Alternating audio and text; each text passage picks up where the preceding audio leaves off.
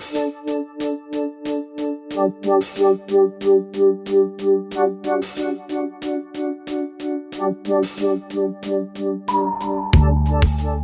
back to the Following Your Gut podcast, where clinical wisdom meets health science. Today, we got one of the bosses back on. I'm super excited to be back here with Mr. Jeff Thurston, the man himself, the godfather of probiotics. He's doing a fist pump, which you guys can't see right now, but I promise you it was good. And last time Jeff was on, he talked a little bit about company history, but we really didn't get to hear what moves him in life in terms of his own knowledge, interests, and expertise. And he's getting ready for his speaking tour. The circuit is coming up in terms of all the health shows.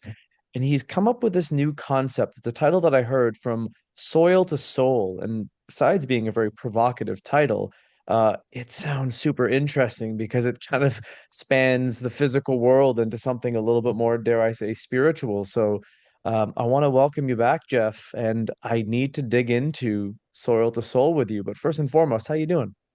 I'm doing fabulously well, thank you.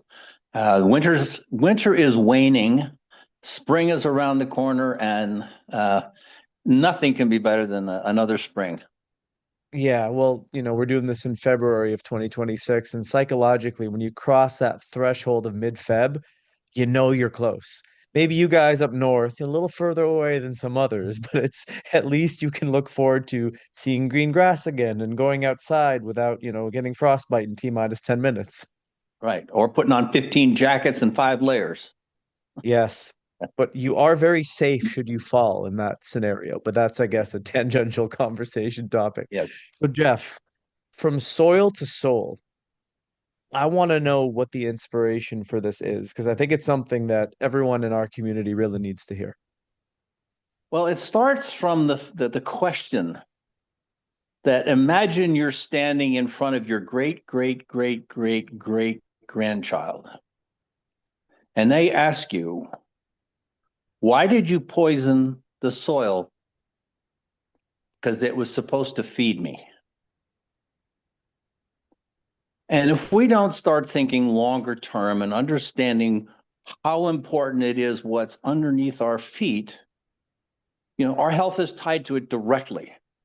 And so if you've got to go from what's in the soil, that's got to be right, to human health, it's got to be right before you can, go somewhere else and have that message carry on. So to me, that's what it's all about. I grew up in the 60s. That was when I was in high school. And there was a book called The Silent Spring. Rachel Carson wrote it. It was all about the dangers of DDT, how birds disappeared, especially the raptors. And I'm looking around today. Cornell just said that we're down 500 million songbirds, but who's counting? If that's not the canary in the coal mine, I have no idea what is. Very interesting. So let's pretend that this may be a message that people are hearing for the first time. I think I would like to dig into the problems that you've been researching into the soil and what's actually happening there. Well, it's not just the soil, it's almost every biological system. It's, Liebig had this term, he called it the law of the minimum. We are not regulated, nor is the soil regulated by the total resources as much as it is limited by the scarcest resource.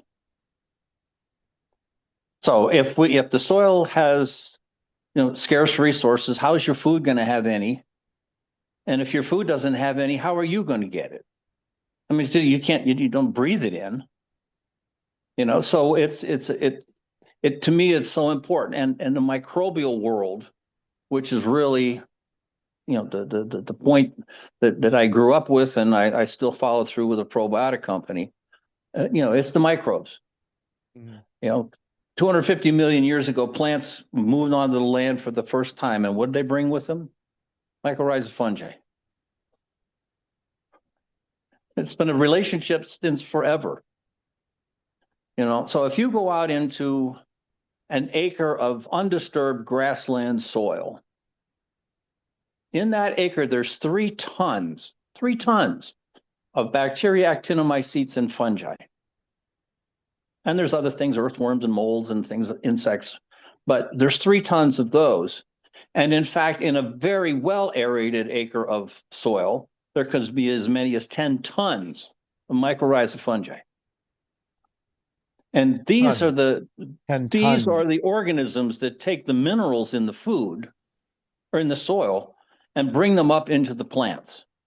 Now, there are probably 64 minerals in, some are very major, some are very minor, but 64 that humans need.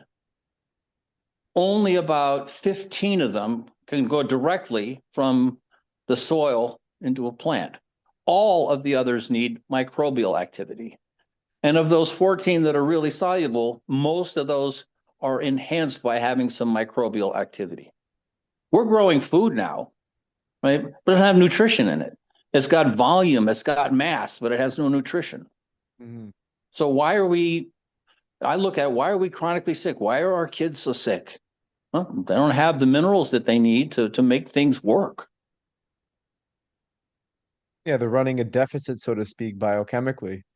And, Yeah. in saying what you said there, growing up in the 60s, do you remember food tasting a lot differently 10, 20, 30, 40 years ago?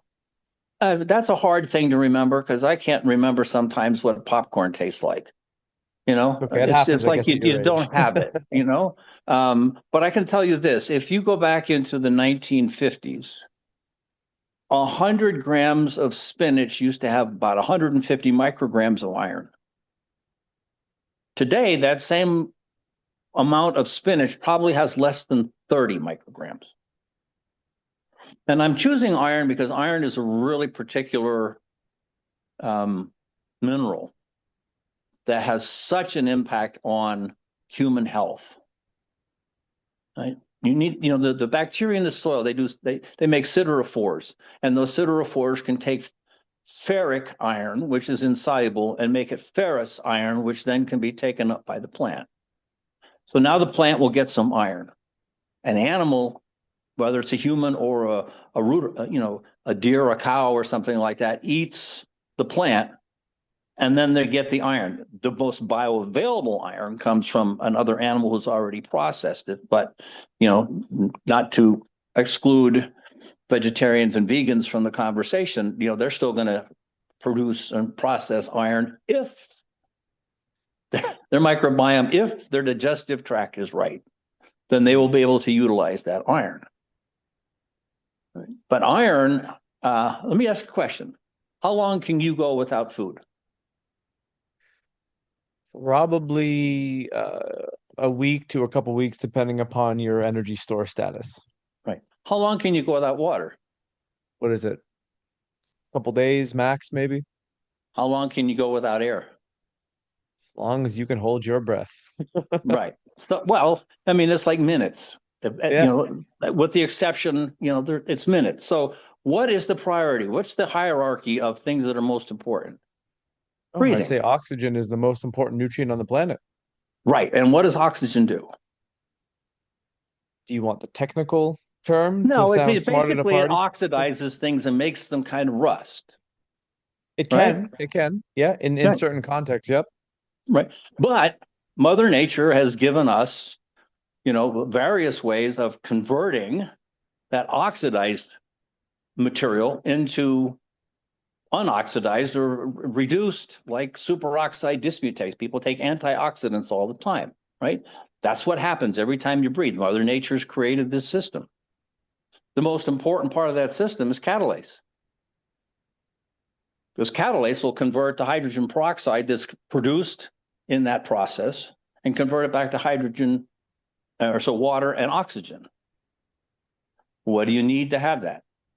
You need catalase. What does catalase need? Iron. And sulfur and all kinds of other Right. minerals. But, it's just one little teeny tiny part of a system, right? But the whole system is, if you don't have the iron from the soil, how do you have it working in your mitochondria to give you Back, energy? back to that scarcest resource concept, right? Exactly. But iron is a blessing and a curse, right? Too Can much, you be. have a problem. Too little, you have a problem.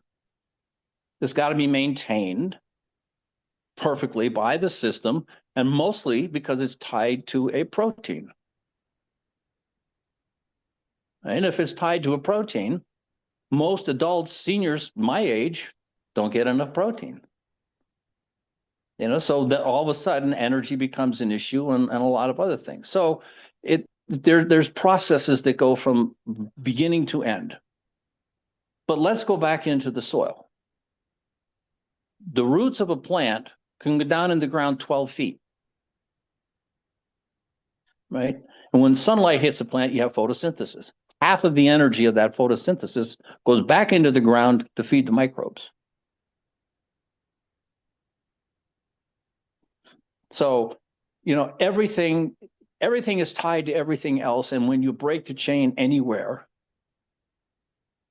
you've got to restore that. And most of the time in a lot of medicine today, they look at a broken part. You have certain symptoms, and they give you something to take care of the symptoms, but they're really not covering the problem. And the problem can often be quality of the food you're eating. I can tell you this: if you're not well and you're eating nothing but fast food and sodas, probably never going to get better.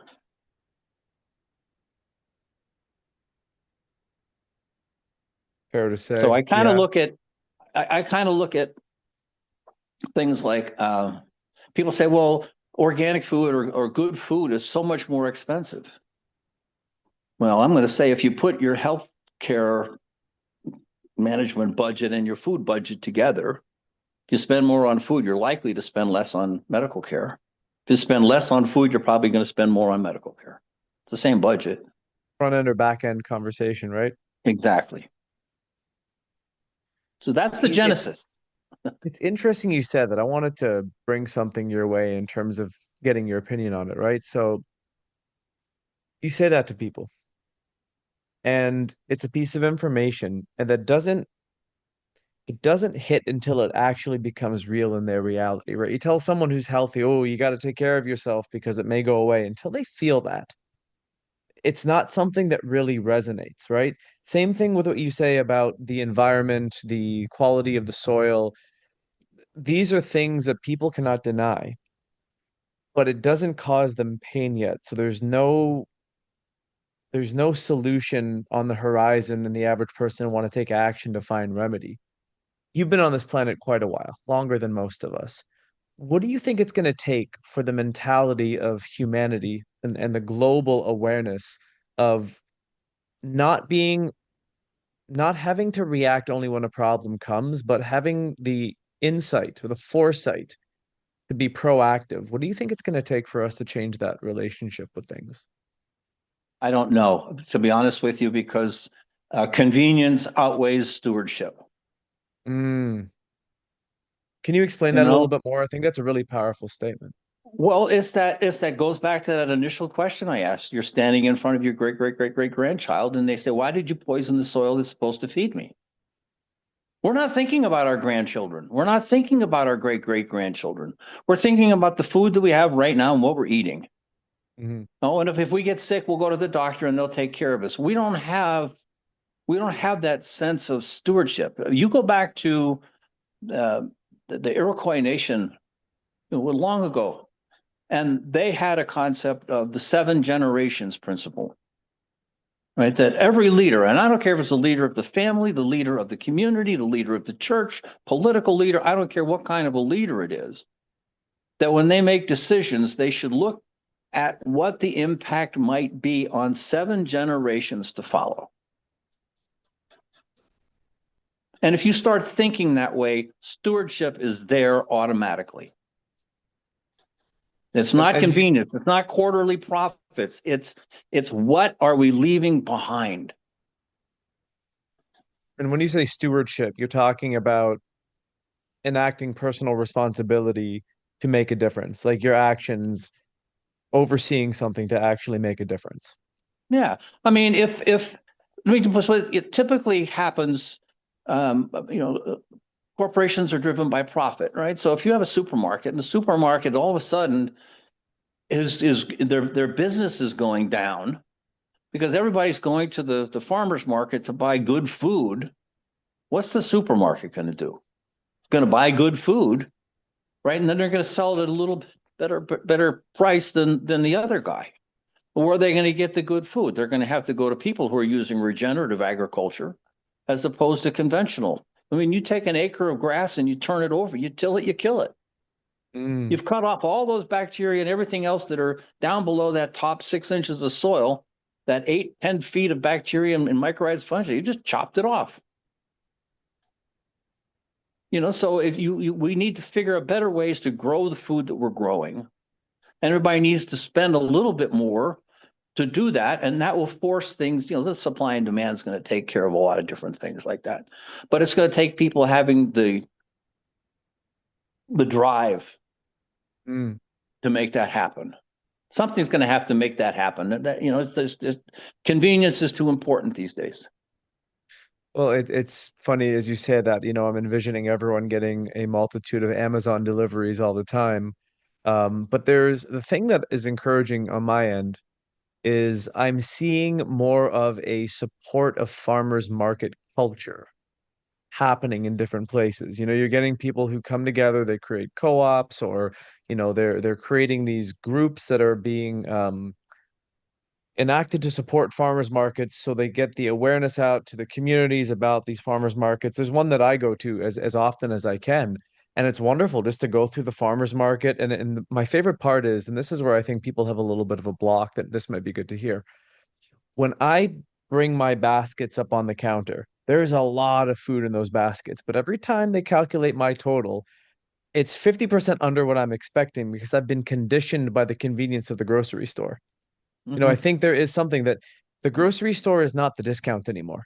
The grocery store, you're paying for all these logistics, you're paying for all these middlemen, all these brokers, these brands. So when I go there sometimes, I 6 items, it's like 118 bucks. Go, what the heck did I buy?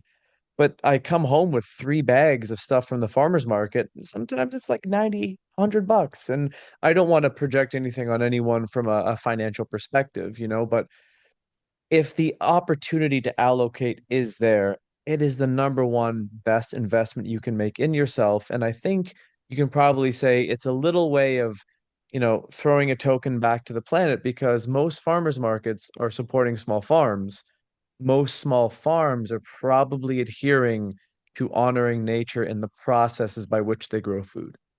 Yeah, exactly. Now, I mean, just look at a supermarket, for instance. My grandmother could never have gotten a tomato in a grocery store any time of year from November until August Nope. up here in the north, right? The tomatoes just don't grow. It's a 90-day crop from the time you grow it, and you can't start up here until Memorial Day. So you're already at the end of the summer before you can get a real tomato. So what do you get? You get a tomato that's grown in Chile. It's green, put on a plane, shipped up here. And, a lot of Gas times they can hit it with ripened. ethylene gas. It'll turn Yeah. red and you buy it, but it was picked green. It doesn't have all the nutrients in it yet. The food isn't ripe, and that's what you're buying. Now, if you go down to the farmer's market and you buy enough tomatoes and you can them yourself, guess what? You've got tomatoes that were grown that have all the right sugars in them, all the right minerals are in there, the lycopene, all those things are in there, right? And then you got a good tomato, and you can can, and it'll last a little while. But then you're gonna have to wait a while before you get tomatoes again. That's the way it was supposed to be. Yeah, That whole idea of convenience versus the reality of honoring the food that nature intended for you to eat. There is this concept of seasonal eating, and I've often debated what's better, buying organic so and so or buying in season so and so food wise. And I always arrive at the fact that if you follow the patterns of nature, you're probably going to align your physiology with the nutrition the body needs to optimize how the body needs to perform given a season. Winter and summer are two different states of metabolism. So I like that you're putting that forwards, and I think it's important for anyone. Get to know when things are meant to grow. That rhymes. That was just by accident, but that was kind of cool. Because yeah, that's, I'd imagine, what you're trying to portray as a message. You're going to get the nutrition that you need from that food if it was meant to ripen on the vine or mature in the ground. yeah. And but I mean, to get really far out there, there's an epigenetic component to all of this too. Where you grew up, what you ate was around you has an impact on your genetics, Hmm. right? And so if all of a sudden you start eating food from somewhere else that has totally different, um, very different components to it, right? It just doesn't really match all that well. Skinner, the epigenetics is, and this is something that drives home that 7 generations thing too. Skinner did some studies years ago where he took things like nicotine and BPA and vinclozolin and subjected pregnant rats to that chemical, right? Never again were those rats exposed to it. The male offspring of the first generation had extraordinarily low sperm counts. For 4 generations later, that sperm count was still low. Even though Hmm. the pregnant rats were not exposed again, the grandchildren were not exposed again. It lasted a long time. So there's a lot of reasons to eat local. There's a lot of reasons to eat seasonal. There's a lot of reasons to eat organic, but not one of them is convenience. No, it's actually quite inconvenient for probably most scenarios, but you have to Right. make that choice, I'd imagine, is what you're saying. Right. It's a choice. Stewardship of your own health. Yeah, Everything's a choice. exactly. Yeah. Oh, wow, that's a lot to think about because it's such a simple concept, but you can see how the map evolves out from the simple idea, quality of the soil, how it affects the soul of the individual. What do you think are some strategies based upon the research that you've done that can be done to help the quality of the topsoil on this planet right now? Well, if you can grow your own food and compost the waste products you have and put that into the soil and don't spend a lot of time turning it over. Grow companion plants because a lot of plants, we're monoculturing. We just take 50 acres and just plant a tomato plant in there, the same tomato plant, right? If you were to plant basil in there and marigolds in there with it, right? Those things are going to have some impact. Garlic, there's another. You can plant a lot of things together. There's a lot of things you don't want to plant together. There's books written on companion planting, Hmm. so you can grow your own food, and it doesn't take a lot of space to grow your own food. It just takes a little plot of ground, and then you can go into your community and start doing community gardens, and you can start growing some food. You eat a little bit of good food. I'll tell you what, when you walk out into your garden, you take a little cherry tomato off the vine that's red, and you eat Oh, it. it's amazing. You haven't tasted anything like that before. If you're under 50, you know. I remember as a kid on the side of my house, we had this raspberry bush. It was right next to the air conditioner, right? So maybe not the most wonderful place, but the raspberries, we would just get big bowls full of them, super red. Not any of them were mold. I bought a container of raspberries today. Half of them were disgusting. I threw them out because they get moldy. They're picked for a long time in the container. They sit on the shelf, but when you get it right from nature, it's a different experience. The food tastes like the food should taste, which is why I asked if you could remember the experience of produce when you're in your teen years or as a kid, because I would imagine it's a very, very different experience than what it is you eat now. No, I still walk in the woods a lot. Whenever I see raspberries, I stop and pick them. Whenever I see blueberries, I stop and pick them. Oh, I wildlife stop is and pick those incredible. things and eat them. I have my own garden. I grow them. I raise honeybees. I try to do the things, but I'm fortunate. I have enough land here that I can do those things, right? People dwelling in the city have a little more difficult time doing that, but just a pot, a clay pot with good soil in it, and make sure there's some compost in there. Plant a tomato, you know, and when they're ready to eat them. You know, what I like, one of the things I like to do is I like to put kelp. I get organic kelp, and I just take that and I put that in the soil right in the fall, and so it sits all winter, and it just works its way down into the soil and feeds everything. Puts a lot of minerals down there in a pretty good ratio, and that's about the only fertilizer I do. I do use and do electroculture, because that electron transfer thing is the single most important thing to me of most biological activity.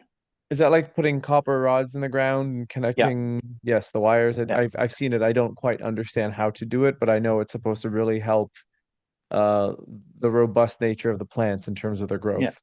I haven't had to use a fertilizer, pesticide, or a weed killer in my garden in 4 years. Wow.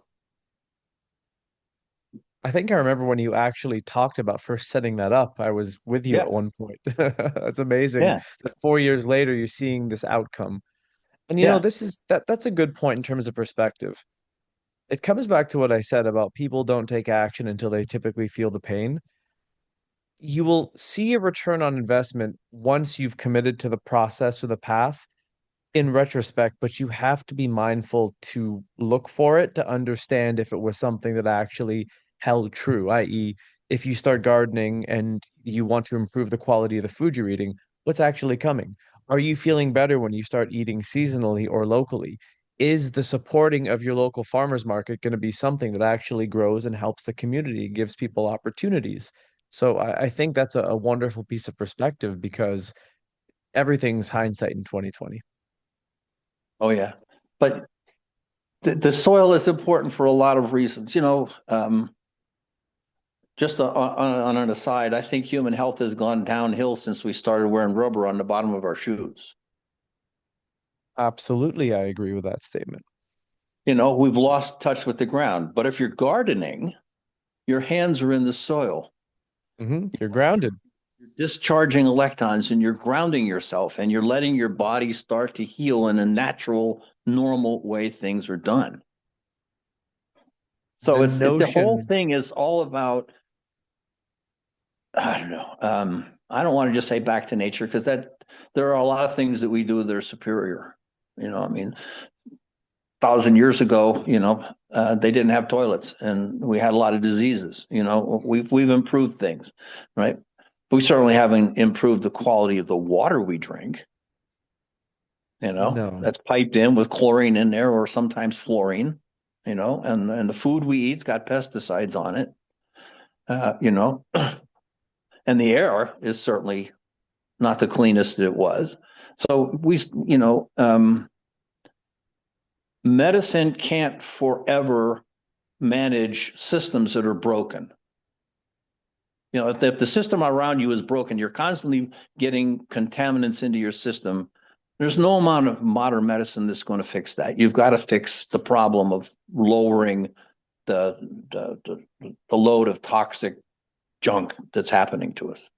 hmm And yeah, well said. you got to make the choice. You've got to do what you think is the right thing to do.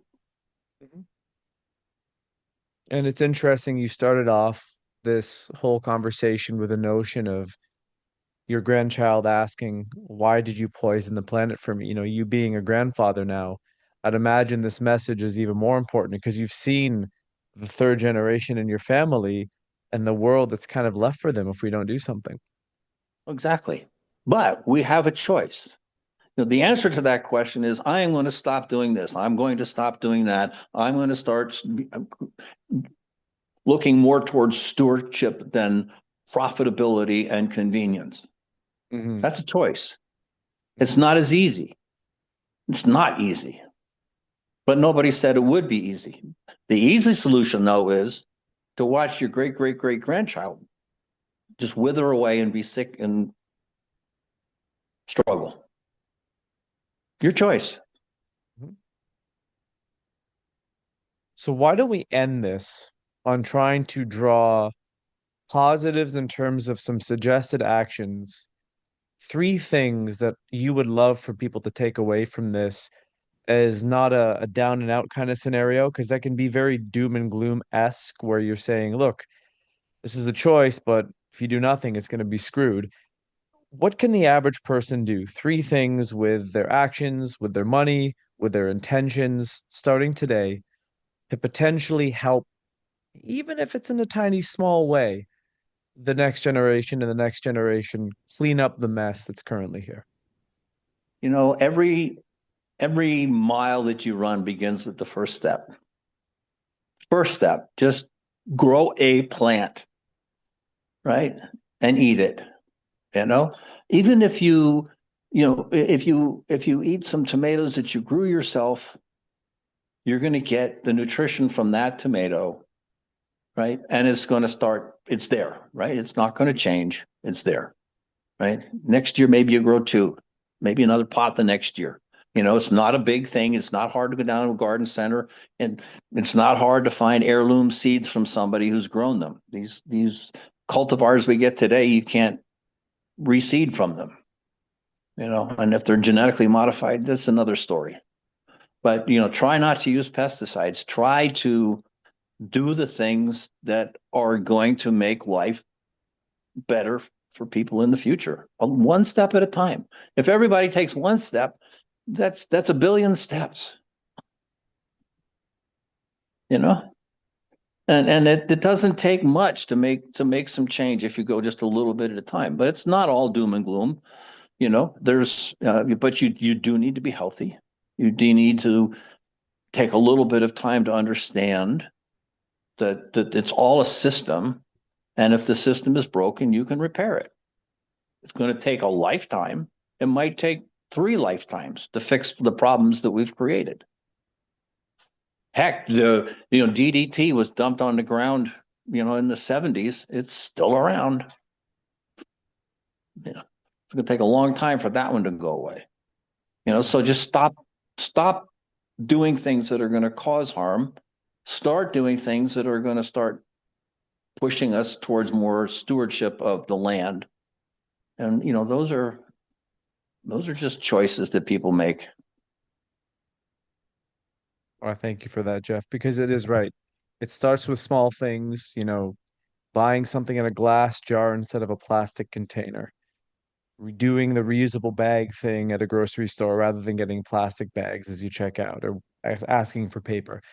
It doesn't seem like it's all that big, but as you said, one step taken by 2 million people is 2 million individual but cumulative steps. So I want to thank you rather for sharing all this wisdom with us, sharing these insights, giving us a little bit of a sneak peek into your world and obviously what's become more close to your heart these days, because it's something that you're about to share on the speaking tour. And I'm excited for everyone who's going to get to hear what it is you have to say, because I know it's going to resonate. Well, I'm looking forward to it too, because that's one of my steps. It is. And, for every person who attends, theoretically, you've taken a multitude of steps on everyone else's behalf, or at least encourage them to take their own first step. I So encourage them to take theirs. That's right. we thank you for that, my friend. Well, it's always a joy having you on. It was a second go around, but it by no means will be the last. So when the new topic du jour comes to you, the new thing, the new download, please do come back and talk about what it is that you're passionate about again. We'll do that. Thank you, Roland. Appreciate You're all you very do welcome. too. Appreciate that. All right, everyone. Hope you enjoyed today's episode. We'll see you next time. Take care.